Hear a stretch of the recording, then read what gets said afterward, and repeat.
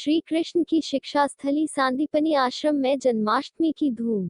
जन्माष्टमी के अवसर पर शांतिपनि आश्रम को कागज के फूलों से किया जा रहा श्रृंगार। उज्जैन के भगवान श्री कृष्ण की शिक्षा स्थल पर शांतिपनि आश्रम को कागजों के फूल बनाकर विशेष श्रृंगार किया जा रहा है। शांतिपनि आश्रम के पंडित रूपम व्यास द्वारा जानकारी देते हुए बताया कि उज्जैन में भगवान कृष्ण की शिक्षा स्थल है। भगवान श्री कृष्ण ने इसी स्थान पर शिक्षा ग्रहण की थी। इसी के चलते इस स्थान का बहुत ही महत्व माना जाता है। शांतिपनि आश्रम भगवान कृष्ण के गुरु के नाम से ही जाना जाता है।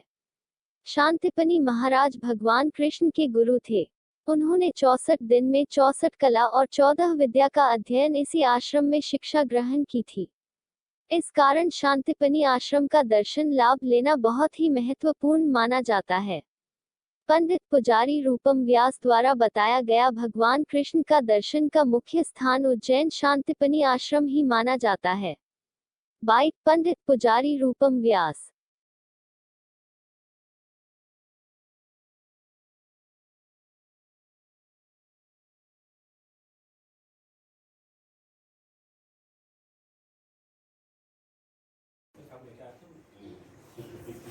कराई थी, खबर देखी थी।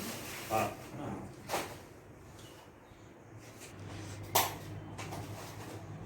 अब वो बाइक मुझे देना, यहाँ का तो देना है ना, तो जगदीश परमार की खास खबर जय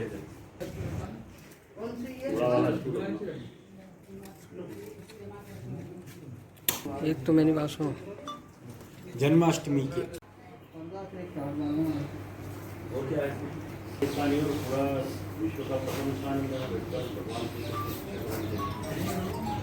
पंडित पुजारी रूपम व्यास द्वारा बताया गया प्रकार की तैयारी और क्या महत्व है दर्शन। ये भगवान कृष्ण की शिक्षा स्थली है। दूर दूर से यहाँ पर श्रद्धालु दर्शन के लिए आते हैं। क्यों आते हैं? क्योंकि भगवान कृष्ण ने यहाँ शिक्षा ग्रहण करी है स्वयं महर्षि सांदीपनि ऋषि के आश्रम में। ये उज्जैन अवंतिका नगरी का वो पावन पवित्र स्थान है जहाँ भगवान कृष्ण अपने बड़े भाई बलराम जी के साथ पढ़ने के लिए आए थे और उनकी मित्रता, उनके जो खास मित्र थे सुदामा जी, उनके दोनों की मित्रता भी इसी स्थान पर हुई थी। 64 दिन भगवान कृष्ण इस आश्रम में रुके थे। 64 दिनों में समस्त 64 कला और 14 विद्याओं का ज्ञान गुरु सांदीपनि जी के सानिध्य में इसी आश्रम में, इसी कक्ष में उन्होंने प्राप्त किया था।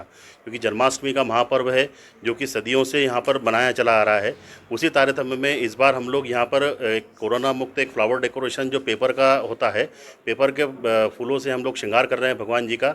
और कल रात्रिकाल यहाँ पर संध्या का रात्रिकाल 11:30 बजे भगवान का पंचामृत अभिषेक होगा और 12 बजे कल महाआरती होगी। और बुधवार के दिन मतलब 12 तारीख को सुबह से लेकर रात को संध्या काल तक यहाँ पर श्रद्धालुओं के लिए दर्शनों की व्यवस्था की गई है, जिसमें सोशल डिस्टेंसिंग का पालन किया जाएगा और उनको सैनिटाइजर से हाथ धुलाकर ही मंदिर में श्रद्धालुओं को प्रवेश दिया जाएगा।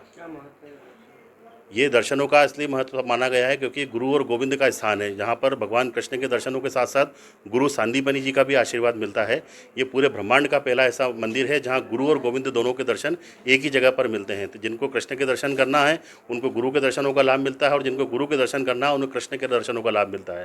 तो दोनों का यहाँ पर एक अटूट संबंध है जिससे लोगों को, श्रद्धालुओं को इसका लाभ मिलता है दर्शनों का।